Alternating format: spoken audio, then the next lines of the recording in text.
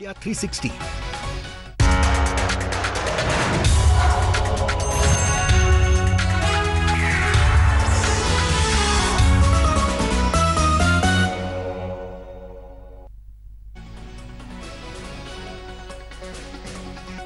नमस्कार, आप देख रहे हैं आज तक। आपके साथ मैं हूं सईद अंसारी। इंडिया 360 की शुरुआत चोटी कांड की खबर से। उत्तर प्रदेश के हाथरस में भीड़ ने एक भिखारी को चोटी काटने के शक में पकड़ लिया और पुलिस के हवाले कर दिया। इस बीच चोटी कांड पर देश के कई शहरों में बवाल भी जारी है। देखिए हमारी इस रिपोर्ट में। लेकिन हम ये आपको बता दें कि यह सिलसिला लगातार बढ़ता जा रहा है। राजस्थान, हरियाणा, उत्तर प्रदेश के बाद अब दिल्ली एनसीआर में भी कई सारे मामले सामने आ गए हैं। लेकिन चोटी के मामले में हाथरस में एक भिखारी को पकड़ा गया है। लोगों ने इस भिखारी को पकड़ा और बाद में पुलिस के हवाले कर दिया। लेकिन एक आगरा में एक महिला की पीट कर हत्या भी कर दी गई थी। लेकिन ये बुजुर्ग है, एक बूढ़ा व्यक्ति है जिसे चोटी काटने के शक में पकड़ा गया है और उसके बाद पुलिस को सौंप दिया गया है। पुलिस अब जांच पड़ताल करेगी।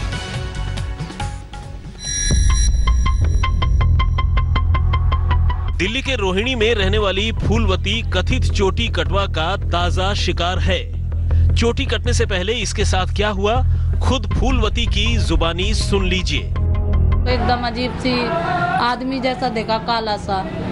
तब मैंने सोचा कि ये लग रहा पता नहीं कौन आ रहा, जैसे बाल 2-3 दिन से उड़ रहा। तो मैंने सोचा ये बाल काटने वाला तो नहीं है जैसे बोल रहे हैं।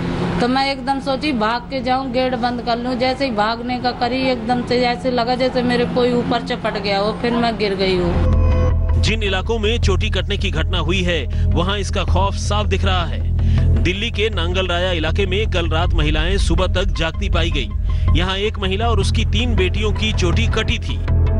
नांगल राया इलाके में चोटी कटने की वारदात के बाद सारी रात महिलाएं सो नहीं पाई। किस तरह से इस इलाके के लगभग हर दूसरे घर में आपको हाथों के छाप नजर आ जाएंगे। साथ ही नीम के पत्ते जो हैं वो भी लोगों ने अपने घर में लगा रखे हैं। चोटी कटने का मामला कई जगहों पर कानून व्यवस्था का मामला भी बन गया। एक दिन पहले आगरा में एक बुजुर्ग महिला को चोटी कटवा होने के शक में मार डाला गया था। तो आज हाथरस जिले के सासनी में गांव नगला वीर सहाय में भीख मांगने आए एक बाबा को लोगों ने पकड़ लिया। माँ जो है बिना कहीं भूत नहीं आएगी, बाल काटे वाली चर्चा चल रही है। तो बा मैं बिना जो लट जाए तो जहाँ तक बारी मने करी है कि मैं जो शेरा की मेहताई हूँ और जो है मैं गाँव की हूँ, मैं गल भूल गई हूँ, लेकिन वो देते ही रहे वहाँ। इस तरह के मामले बढ़ने के बाद सरकार और पुलिस भी सचेत हो गई है। देखिए ये अफवाह मात्र है और किसी को इससे डरना भी नहीं चाहिए। और इस प्रकार की अफवाह जो फैलाने का काम कर रहे हैं या कोई ऐसी घटना जानबूझ करके करने की कोशिश की जा रही है तो उसे रोकने की कोशिश होगी और किसी को इससे डरना नहीं चाहिए, अफवाह मात्र। मैं पहले भी स्पष्ट कर चुका हूँ और अब मैं आपके माध्यम से स्पष्ट कर देना चाहता हूँ कि ये बिला वजह की अफवाहें हैं। कोई ऐसा भूत प्रेत ऐसा नहीं हो सकता है जो किसी की चोटी काट दे। इसका नाजायज लाभ कुछ लोग उठा सकते हैं, उस पर हम लोग कार्रवाई कर रहे हैं। अफवाह की बात में इसलिए भी दम है क्योंकि इस तरह की जितनी भी घटनाएं सामने आई हैं वो गरीब तबके से जुड़ी हुई हैं। पॉश कॉलोनियों में रहने वाले संपन्न तबके से एक भी मामला सामने नहीं आया। चोटी कटवा की कहानी पर अपने आप में ये बड़ा सवाल है। आज तक ब्यूरो।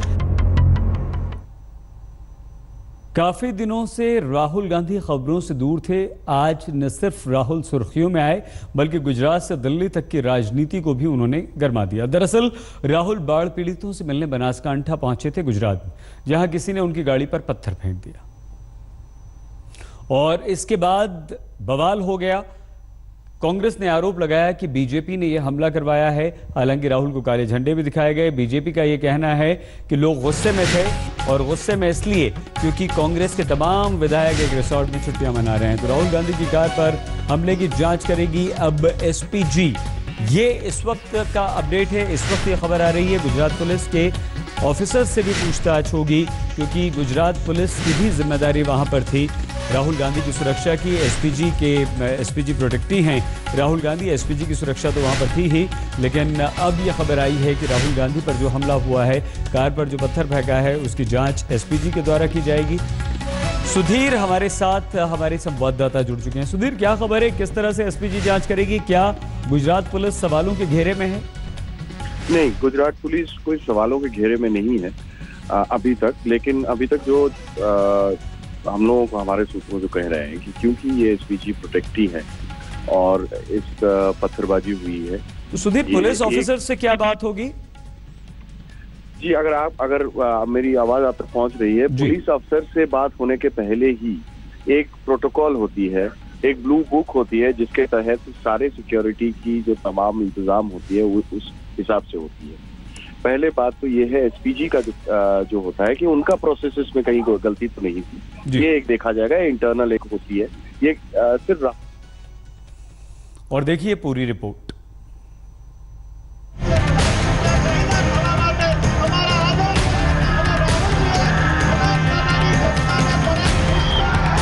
भैया आने दो भैया, ये काले झंडे यहाँ लगाने दो सामने, कोई फर्क नहीं पड़ता हमें।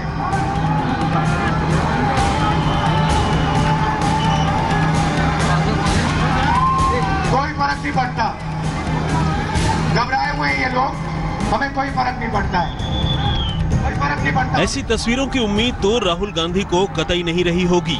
वो बाढ़ पीड़ितों के जख्म पर मरहम लगाने गुजरात गए थे, लेकिन मॉनसूनी हवाओं के बीच विरोध की बयार बहने लगी तो कांग्रेस अध्यक्ष खींच और हताशा से भर गए।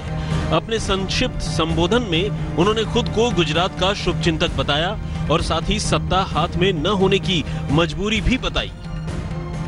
हमारी सरकार नहीं है, न दिल्ली में सरकार है, न गुजरात में, मगर हमारे कार्यकर्ता आपके साथ खड़े हैं, मैं आपके साथ यहाँ खड़ा हूँ और 2-3 काले झंडों से हम पीछे हटने वाले नहीं हैं।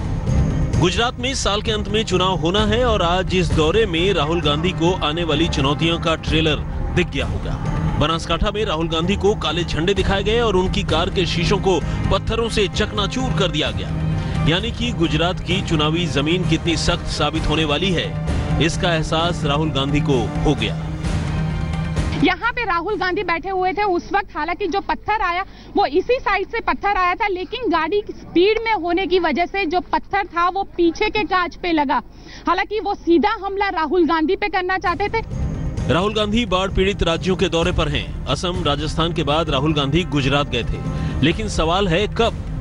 जब प्रधानमंत्री के लगातार दौरे हो गए, जब मानसूनी मुसीबत की मार सुस्त पड़ गई, जब लोग बाढ़ की तबाही से उबरने लगे, राहुल गांधी ने एक बार फिर देरी कर दी।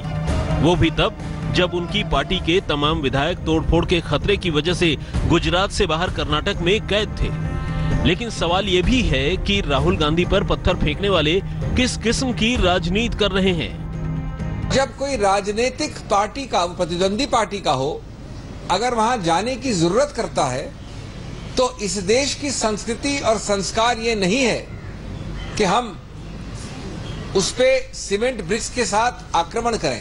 जनता में जो आक्रोश है, उस आक्रोश को ये कहना कि जनता गुंडे की तरह बिहेव कर रही है, मैं हाथ जोड़कर कहूंगा कि जनता के लिए ऐसे शब्दों का प्रयोग हम बहुत सोच समझ कर करें। राहुल के काफिले पर पथराव कहीं न कहीं गुजरात चुनाव की तलखी बता रही है, लेकिन ये तो राहुल गांधी भी मानेंगे कि असली मुश्किल उनके और उनकी पार्टी के सामने है। शंकर सिंह वाघेला कांग्रेस से जा चुके हैं, मोदी अमित शाह की जोड़ी की चमक कायम है, तो राहुल गांधी अभी भी पहली बड़ी कामयाबी की प्रतीक्षा में हैं। बनासकांठा से गोपी घांघर के साथ आज तक ब्यूरो। महाराष्ट्र में सरकार बिल्डर गठजोड़ को लेकर लगातार तीसरे दिन विधानसभा में हंगामा हुआ। आरोप के केंद्र में है आवास मंत्री प्रकाश मेहता। प्रकाश मेहता पर एक बिल्डर को 500 करोड़ का फायदा पहुंचाने का आरोप है। मेहता ने आज कहा कि अगर देवेंद्र फडणवीस कहेंगे तो वो पद छोड़ देंगे। महज कुछ दिनों के अंतराल में महाराष्ट्र में आरोपों का ऐसा बवंडर उठा कि फडणवीस सरकार की भ्रष्टाचार मुक्त छवि के चीथड़े उड़ गए। आरोपों के घेरे में खुद फडणवीस सरकार के आवास मंत्री प्रकाश मेहता हैं, जिनके इस्तीफे की मांग को लेकर महाराष्ट्र विधानसभा में लगातार तीसरे दिन हंगामा मचा। विपक्ष का आरोप है कि स्लम रिहैबिलिटेशन अथॉरिटी यानी SRA में घोटाला हुआ है। महाराष्ट्र के आवास मंत्री प्रकाश मेहता पर आरोप है कि उन्होंने मुंबई के ताड़देव इलाके में नियमों का उल्लंघन कर बिल्डर को 500 करोड़ का फायदा पहुंचाया। आज तक के पास मौजूद दस्तावेज बताते हैं कि मेहता ने बिल्डर को नियम से ज्यादा FSI यानी फ्लोर स्पेस इंडेक्स दिया। इतना ही नहीं, फाइल पर लिखा कि फैसले की मुख्यमंत्री फडणवीस को भी जानकारी है। हालांकि हंगामा मचा तो मंत्री जी तो इस बात से मुकर गए, लेकिन विपक्ष का हमला नहीं रुका।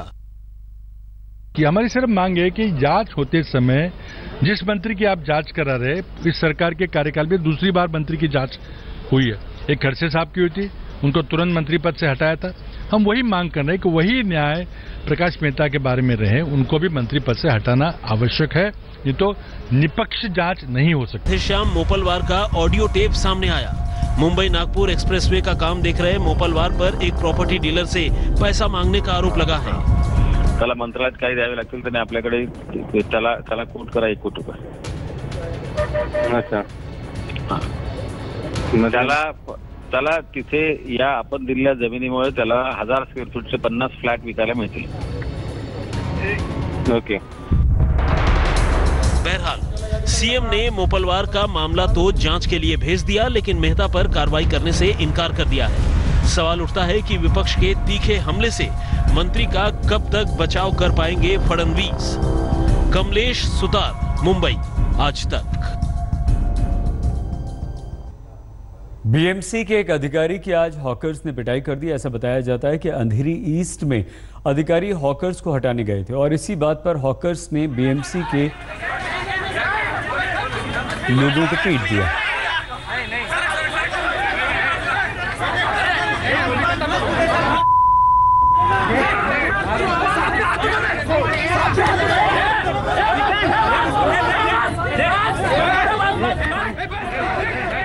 भारत की लाइफलाइन भारतीय रेल के क्या कहने, न चाल सुधरी और नहीं खाना। हम सब जानते हैं कि ट्रेन में मिलने वाले खाने के घर के खाने से तुलना बिल्कुल नहीं की जा सकती, लेकिन साफ सफाई और गुणवत्ता का ख्याल तो होना चाहिए। पर तमाम दावों के बावजूद एक बार फिर से ट्रेन के खाने में कॉकरोच का मिलना सरकार के दावों की पोल खोलता है।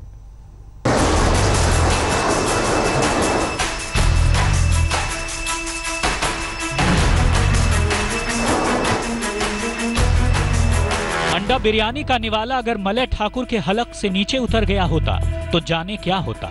पर यह उनकी किस्मत थी कि खाने से पहले अंडा बिरयानी को जांच परख लेने का विचार मन में आया और जब ठीक से देखा तो अंडा बिरयानी में नजर आ रही काली चीज की पहचान कॉकरोच के तौर पर हो गई। ट्रेन की पेंट्री कार ने इसे बिरयानी के साथ ही ऐसे परोस दिया मानो अंडा बिरयानी के साथ कॉकरोच फ्री हो। मेरा एक अंडा एक बिरयानी मैंने ऑर्डर किया था, उसमें कॉकरोच था। कॉकरोच वाली बिरयानी के सदमे से बाहर निकलने के बाद मलय ठाकुर ने पेट के कुलबुलाहट को भुलाकर खाने की तस्वीर ली और सीधे रेल मंत्री को ट्वीट कर दिया। नतीजा ये हुआ कि सतना स्टेशन में जब ट्रेन पहुंची तो जांच के लिए अधिकारियों की फौज धड़धड़ाते हुए मलय ठाकुर वाले कोच पर चढ़ गई। कौन से स्टेशन में मिला था आपको? पाटलिपुत्र से आगे निकलने के बाद बाहर। ऑर्डर आपने यहाँ पेंट्री में दिया था कि बाहर से लिया था खाना? पेंट्री में लिया था। किसको दिया था? वो नाम वगैरह कुछ लिया आपने? मलय ठाकुर के साथ जो हुआ वो पहला मामला नहीं है। 25 जुलाई 2017 को पूर्वा एक्सप्रेस में खाने में मरी हुई छिपकली मिली। 17 जुलाई 2015 को दिल्ली मुंबई दुरांतो एक्सप्रेस में खाने में कॉकरोच मिला। 19 सितंबर 2014 को राजधानी एक्सप्रेस के वेज खाने में हड्डी बरामद हुई।